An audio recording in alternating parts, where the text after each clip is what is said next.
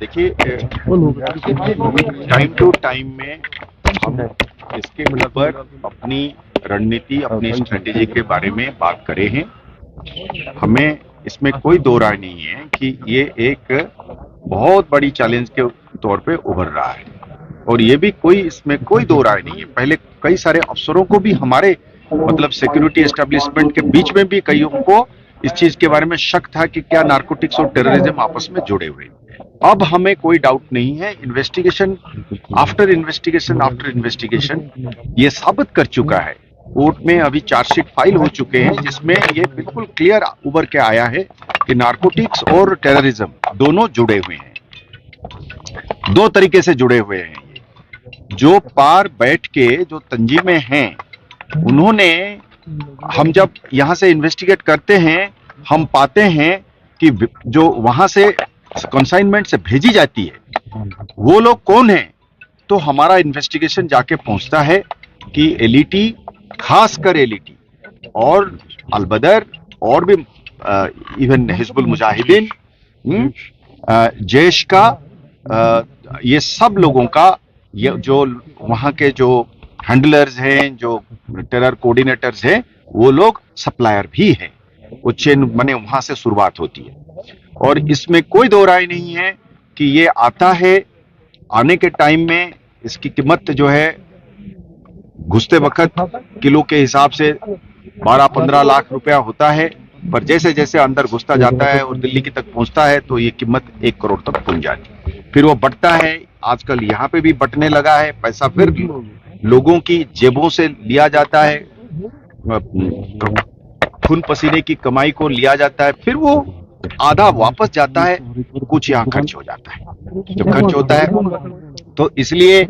ये इसमें इसकी जो कनेक्शन है, ये कनेक्शन एक हिसाब से एकदम से साबित हो रखा है। अब आप अगर पूछते हैं कि इसमें रणनीति क्या है, स्ट्रेटेजी क्या है, देखिए इसमें मतलब कुछ चीजें तो हम स्ट्रेटेजी जो है हम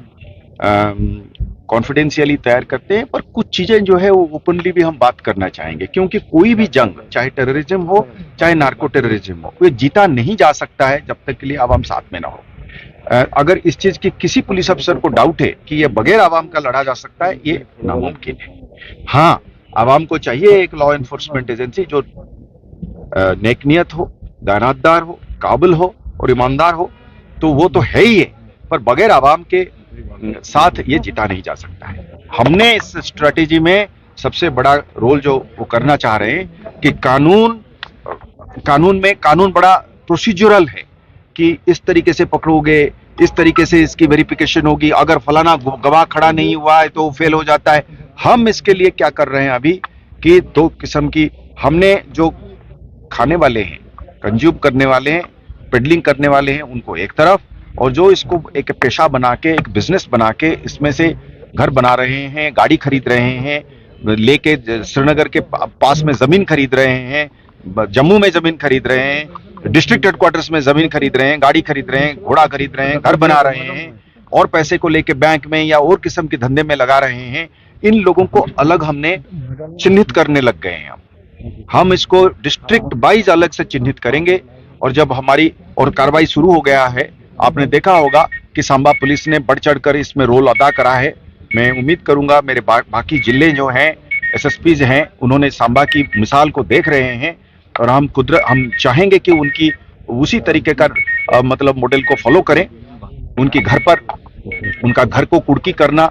उनकी बैंक अकाउंट को फ्रीज करना, उनके ऊपर आईटी की हमले करना, इन्फोर्समेंट डायरेक्टोरेट के जरिए उनके प्रॉपर्टी की हिसाब किताब करना, ये सब चीजें जो है फॉलोअप होगा। हमने उस पैसे को लेकर उनको हजम नहीं होने देंगे। जब पैसा आप कमाते हैं, घर बना नहीं सकते हैं, मकान नहीं बना सकते हैं, गाड़ी नहीं खरीद सकते हैं, आप उसको लेकर अपने बच्चों को बाहर भेज के बिजनेस नहीं बना सकते हैं, तो क्या काहे के हम वो कर देंगे। ये हमारा रणनीति का एक अंग रहेगा। दूसरा अंग रहेगा हमेशा कि भाई पकड़ के इसको अंदर देने का और इसको कठिन से कठिन सजा देने का। जो 2 बार 3 बार कर रहा है, हम तो कोशिश करेंगे कि नारकोटिक्स पर 1-2 को सजाए मौत भी हो जाए, क्योंकि जहां तक मुझे पता है, if I am to brush up my knowledge of the legal niceties, repeated offences under the NDPS will also mean capital punishment at one stage. So we will try to go for that as well. तो हमने वो जो repeat offenders है हम उनके लिए अलग वो करेंगे। तीसरा, हमारे घर में यानी कि चाहे वो सिक्योरिटी एस्टेब्लिशमेंट में पुलिस के खाते में क्यों ना हो, हमारे लॉ ऑफिसर्स के खाते में क्यों ना हो, हमारे कोर्ट के बीच में जो अफसर बैठे हैं उस पर क्यों ना हो, जहां पे भी हमको लगेगा कि साहब हमारे में से भी कोई आदमी इनके साथ थोड़ा सा भी लिंक है, हम बड़ा सख्ती से उनके खिलाफ। हम लोग की तैयारी है साहब, आप लोग वोट डालने के लिए उतावले हैं, हम आपको वोट तरीके से डालने के लिए और सेफ्टी और सिक्योरिटी के साथ डालने के लिए वचनबद्ध हैं।